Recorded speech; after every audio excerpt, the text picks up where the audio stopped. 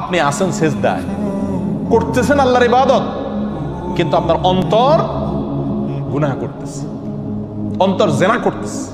নামাজের মধ্যে আপনি জেনা করতেছেন, রোজা রেখে আপনি জেনা করতেছেন, ঠিক না বেঠিক?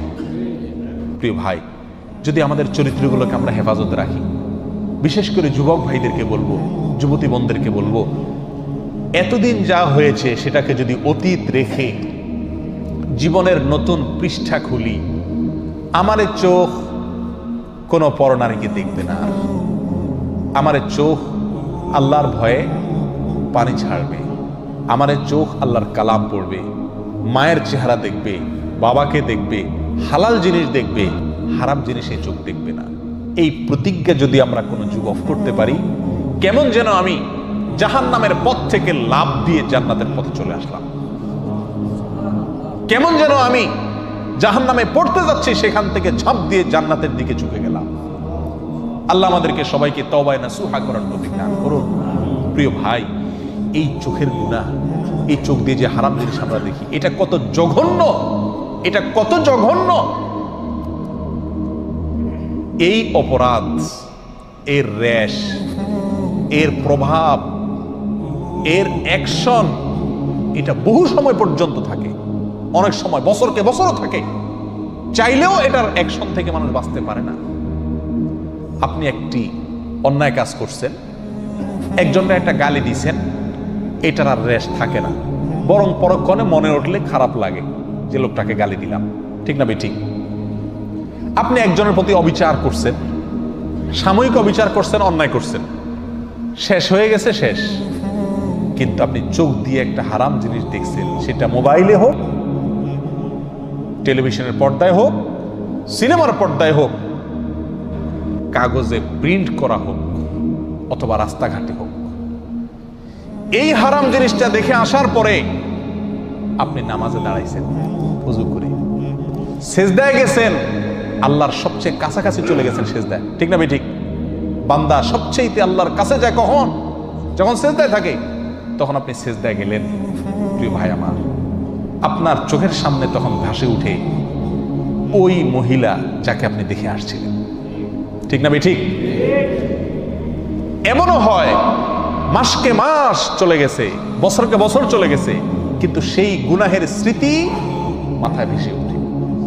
আপনি আসেন সেজদায়, করতেছেন আল্লাহর ইবাদত, কিন্তু আপনার অন্তর গুনাহ করতেছে, অন্তর জেনা করতেছে।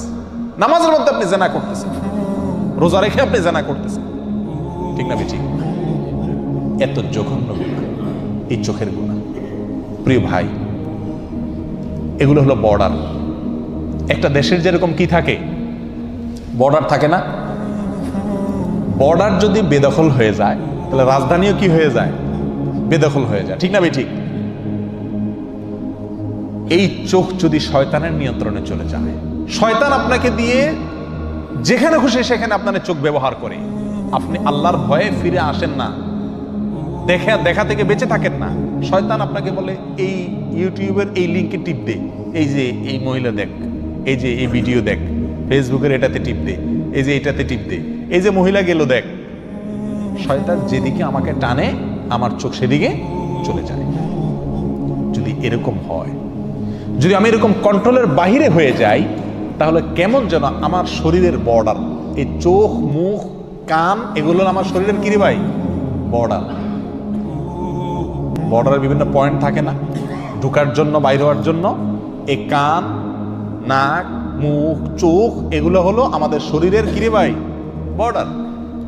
এই বর্ডারগুলো যদি শয়তানের নিয়ন্ত্রণে থাকে, এগুলোকে যদি শয়তান তার যেখানে খুশি সেখানে আমাকে দিয়ে ব্যবহার করায়, তাহলে আমার শরীরের যে রাজধানী অর্থাৎ কল্ব, আমার যে অন্তর, সেটা কার দখলে যাবে? শয়তানের দখলে যাবে। সারাদিন যেটা দেখবো নামাজে সেটাই মনে আসবে, অন্তরে সেটাই আসবে। প্রিয় ভাই, এই চোখের গুনাহকে আমরা গুনাহ মনে করি না। এর একটা অন্যতম কারণ হলো এই গুনাহটা করা খুব সহজ। চুরি, কি বলেন, এটা চাইলেও তো করা যায় না, নাকি? সবাই করতে পারে চুরি, ডাকাতি, খুন খারাপি, মদ খাওয়া, মানুষের সাথে অবিচার করা, অন্যের হক মারা, এগুলো চাইলেও তো মানুষ কি করতে পারে না। আবার অনেক অন্যায় আছে যেগুলো সামাজিক চাপের কারণে মানুষ করতে পারে না, কিন্তু এই চোখ দিয়ে যে হারাম জিনিস দেখা, এটা আজকে এমন সহজ হয়ে গেছে যে কি নামাজি কি বেনামাজি, কি দাড়িয়ালা কি বেদাড়িয়ালা, কি ভালো মানুষ কি মন্দ মানুষ, মোবাইল হাতে আছে, ইন্টারনেটের কানেকশন আছে, যা খুশি তা দেখতে পারে, রিমোট হাতে আছে, যা খুশি তা দেখতে পারে। ঠিক না ঠিক? শয়তান তখন আমাদেরকে প্ররোচিত করে, আমাদেরকে বিপদগামী করে, আমাদের দিয়ে হারাম কাজ করায়, আর করতে করতে করতে করতে একসময় বেহায়া হয়ে যায়, নির্লজ্জ হয়ে যায়, এরপর এটা নেশায় রূপ নিয়ে যায়। তখন বাঁচতে চাইলেও বাঁচাটা কি হয়ে যায়? কঠিন হয়ে যায়। আল্লাহ সুবহানাহু ওয়া তাআলা আমাদেরকে আমাদের চরিত্রগুলোকে ফুলের মতো পবিত্র করার তৌফিক দান করুন।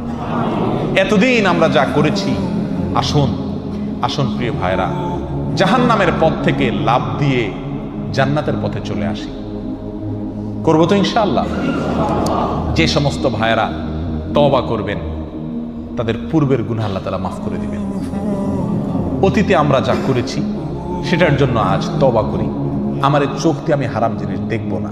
প্রিয় ভাই, দেখার যে জ্বালা, দেখার যে স্বাদ, এই চোখ দিয়ে আমি হারাম জিনিস দেখলাম, হারাম মহিলা দেখলাম, হারাম মেয়েদের দিকে তাকালাম, একটা নগদ মজা পাই আমরা, তাই না? আপনি একটি মুহূর্তের জন্য একটু কোরবানি করে দেন।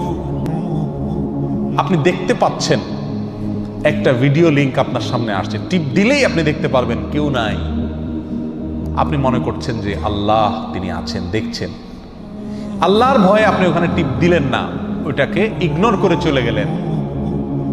সঙ্গে সঙ্গে আপনি ইনশাআল্লাহ অন্তরের ভেতরে ঈমানি স্বাদ অনুভব করবেন।